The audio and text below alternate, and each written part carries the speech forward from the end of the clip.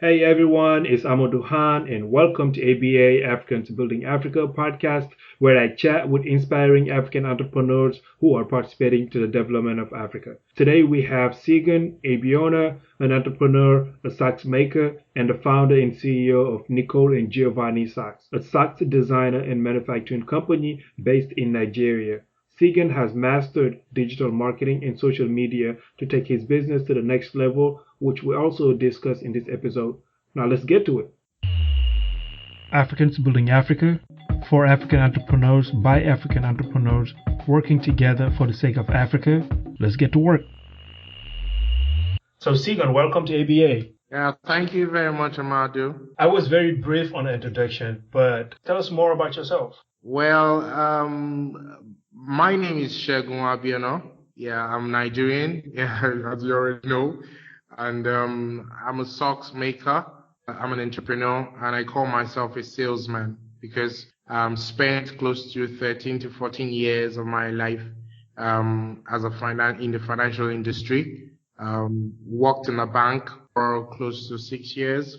Worked in an investment company close to 6 years too. So it's all my life has been finance. So that's basically me.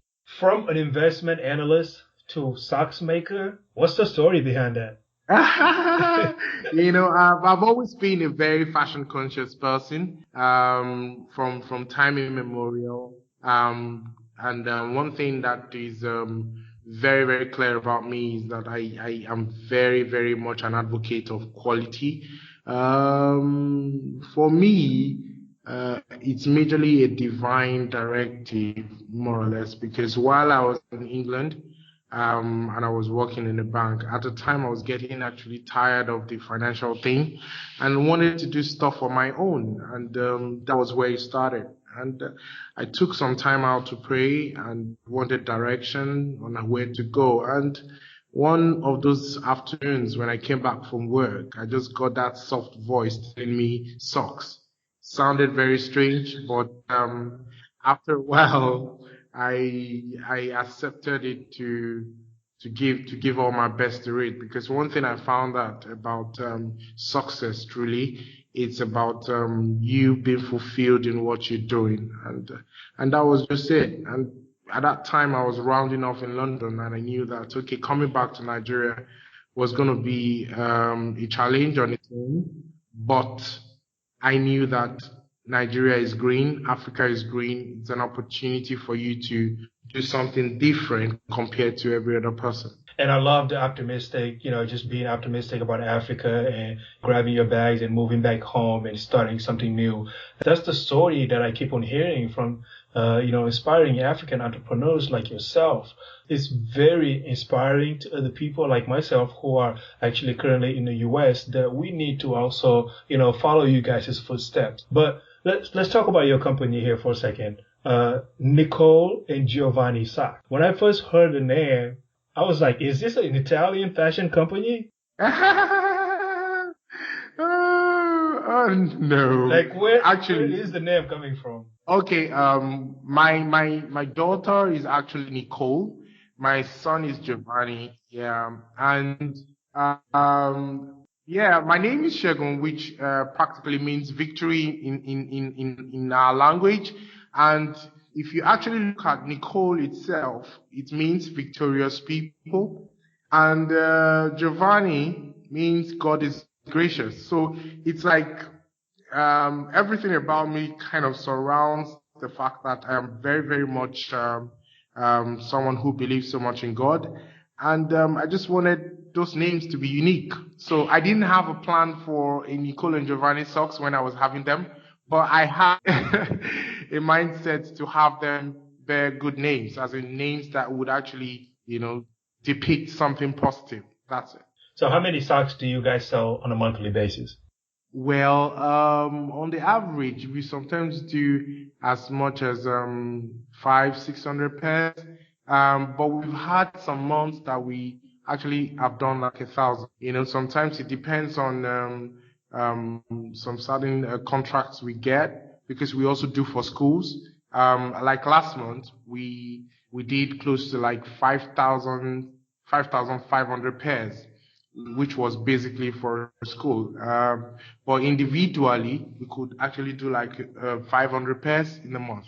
So which one of these channels is actually your product currently being sold, like online, retail, and wholesale? Okay. Answering that question, I need to actually address something. When I was coming back from England, one of the major tools I decided to use was social media platform. And I knew that the digital marketing industry in Africa is beginning to grow. So what I actually had in mind was to use such platform to actually sell my product instead of getting a store. Now, you know definitely that getting a store or getting a place in Lagos sometimes can be very expensive. So why put yourself into such a trap when you're just starting a business that you're not even really sure of how it's going to be? So I decided to actually take advantage of the social media platform. And just like I was telling you earlier, I spend a lot of my time on Instagram, Facebook, Twitter, and all sort of things. Now, what actually happened is that we sell through all these online platforms. When we came in, we used all these, a model called Jumia, Konga, and all those attributes, like the Amazon in the US or, in London. That's how Jumia and Konga works. I started with them at that time when I was in the bank. And over time, when I found out that the information, or should I say the brand, has been disseminated to a certain level, then I withdrew most of my stuff away from all those platforms so that it doesn't water the brand. What I'm trying to tell you is that I had a business model, and gradually I was infusing it into, the environment gradually. And after a while, every other platform stopped selling except one. And the reason why I left that one was because it actually fits into the target market. So right now, I sell majorly from my own online platform, which is my website, and some brick and mortar stores. And those brick and mortar stores are all around the country, while we also have stockists. Now, when I say brick and mortar stores, there are some stores that I feel people would naturally walk in to shop, and got them to sign up to actually store my socks, and which they did. Then we have stockists all over the country. Now, as I'm speaking to you, in practically all the geopolitical zone in the country, we have stockists. In Abuja, we have stockists. In Jos, we have stockists, which is the middle belt. We have in the west, which is Lagos. We have in Ibadan. We have in the east.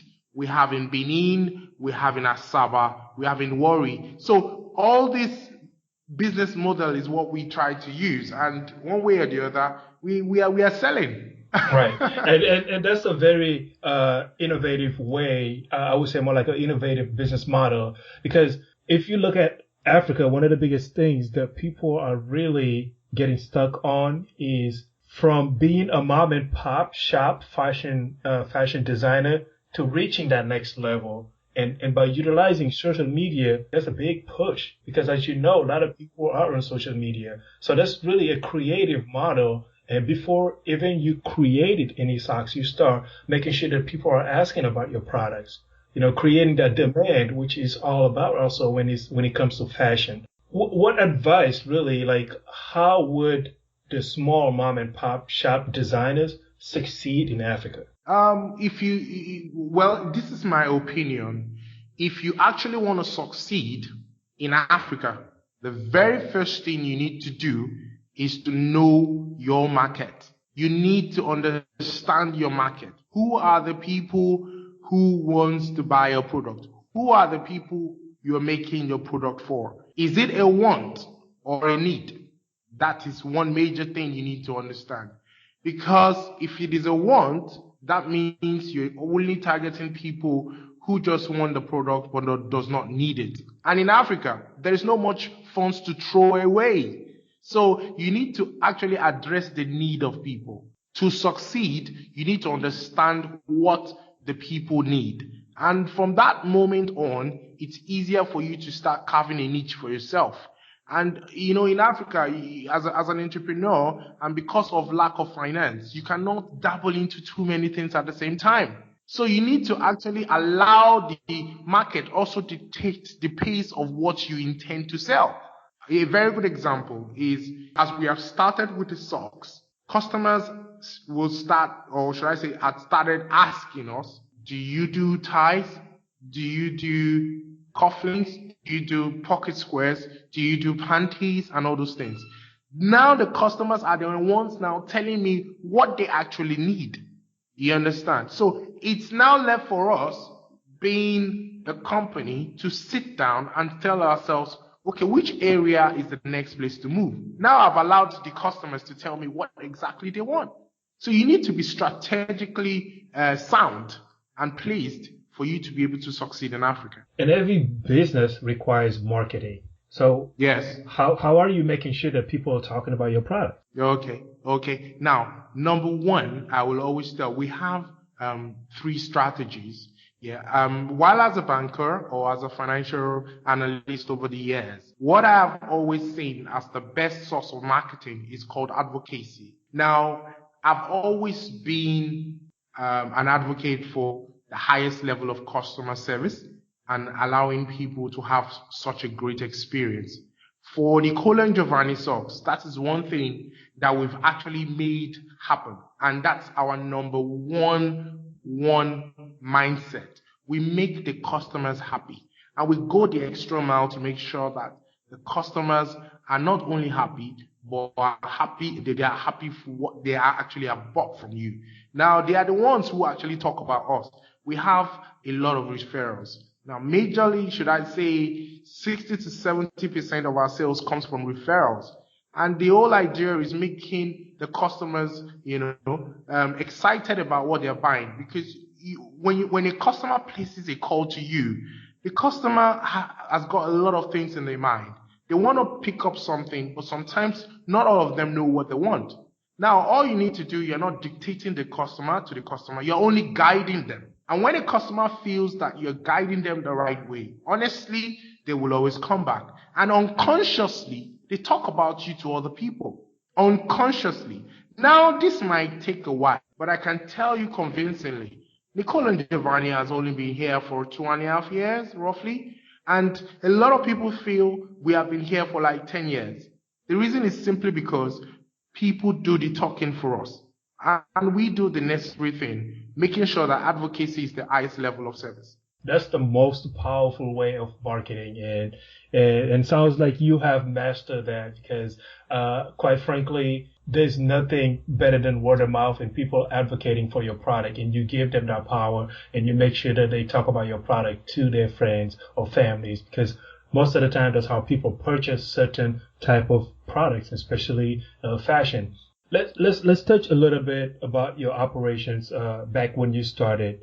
Were you waiting for people to place your orders first before you go ahead and create the product, or you had the product stocked somewhere and waiting for orders to come in? No, we actually had the products, because what we did was that myself and my partner, we actually sat down, came up with designs. Should I say we are fortunate to have traveled the world to a certain level that we know what sort of designs are available in some stores all over the world. We know in America, we know Stance, we know Richard Pora, we know all the socks, socks makers in the US. Same in England, same in other parts of the world. So we have been able to do our research well to know that our designs has to be unique. And that was exactly what we did. We made sure that we prepared unique designs, and moments when they were available, we started having to do the marketing via the social media platform. And people started making requests. It was shocking, but not also shocking, that in our first 3 months, we've done £500,000, as at that particular point in time. So people were actually making demands. People were actually, requesting. And the moment one person buys, the other person is asking, where did you get it from? And that was how we started. Yeah, that was just simple how we started. So have you received any funding for your company? Well, at the moment, or should I say from the beginning, I had, a former boss invest in my business, but he's actually out of it now because the whole direction was not to really fully invest in the business.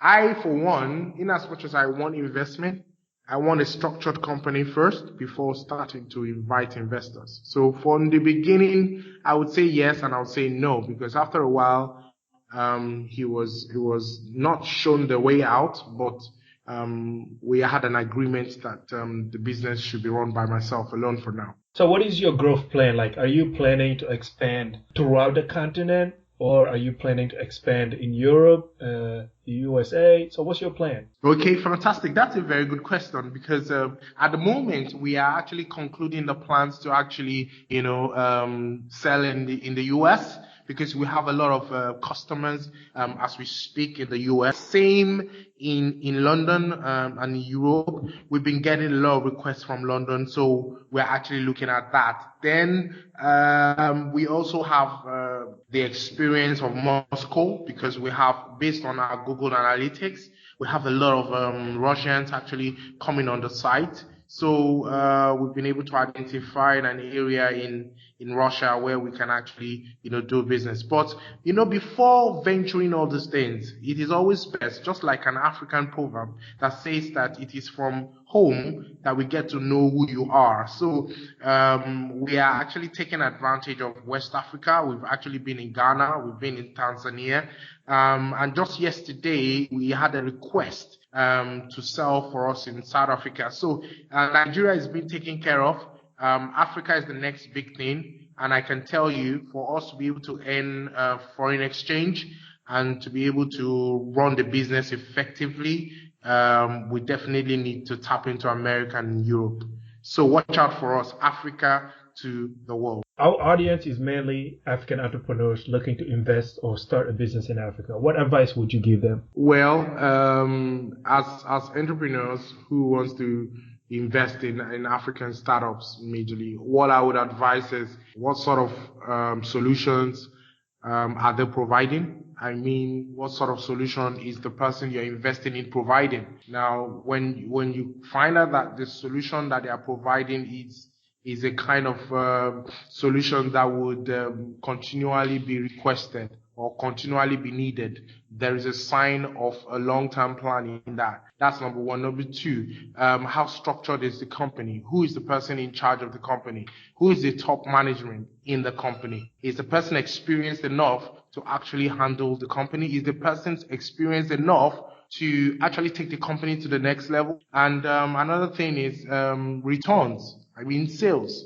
Okay, are we really turning over, and are we being profitable? Now, those are the kind of things you need to start asking, because the truth is, also do not expect too much, because in Africa there are a lot of challenges with structures. Like a very good example is audit, making sure that your books are well tutored and well mannered for investors to come in. And there are quite a lot of things we need to improve on. But at the same time, that doesn't say that we don't have that kind of service in the country. But those are little details that they need to look into. If I remember vividly, I mentioned, the kind of solutions that the African entrepreneur is actually providing. Number two, I said something about the management structure. It has to be well structured. Thirdly, I also spoke about the books, which is very, very vital. I think for you to invest in any business in Africa now, those three things are very, very key. If those three things to a certain level is secured and sorted, I don't think there is any reason why you shouldn't pull your funds into it. And try as much as possible to do your research. Information is key. Information is everywhere now. Most of our businesses are online now, so you can easily know what exactly is going on. So there's nothing actually covered except the person is not transparent enough for you to see whatsoever they are doing. The last part of the interview is called the ABA moment. And what I like to do with the ABA moment is like a lightning round of questions. I'll ask you some questions, and I want very simple and short answers. If you were to live in one country in Africa and start a business, where would it be? It's not going to be changed. Nigeria, of course. If you had only 1,000 to start a business or invest in Africa, and knowing what you know now, where and how would you invest your money? My socks business. And the reason is simple, because I know the market, I understand what I'm doing, and I know I can make my money back in a short period of time. So have you read a book which had a huge impact on yourself? If so, what's the name and author of the book? Yes, The Further Anatomy of a Winner by Patrick Barkley. It's a story on Jose Mourinho. Oh, I forgot you are a Chelsea fan. Well, that's true. I'm a winner. So, in your opinion, what is the next breakthrough idea or business opportunity in Africa? It's majorly Greek.